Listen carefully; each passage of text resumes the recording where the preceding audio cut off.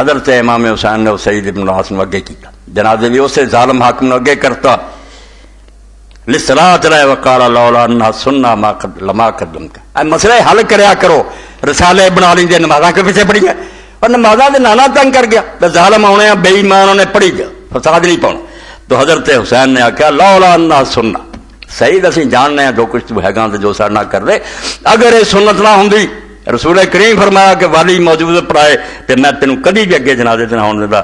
وکیل حضرت جنازہ زید بن خالد بن ولید بن عقبہ بن ابی معیط سارا بنی امیہ تے بعض لوگوں نے آکھیا ایک ہور بھی ولید بن عقبہ دا پت خالد آیا سی، انہیں بنی امیہ نو آکھیا سی مینوں اجازت دیو فاذنوا فی ذلک، انہوں اجازت دے، دو بندے، ایک گورنر یا ایک دوسرے دا کیلا مجہول، ورنہ انہاں تے جنازہ پڑھنی کوئی نہیں حسن دا۔ اور حضرت ابو ہریرہ رضی اللہ تعالیٰ سے رو کے جنازہ سے قبرستان سے مدینے دی گلیاں جاکن کہ لوگو الا ان حب رسول اللہ قد مات،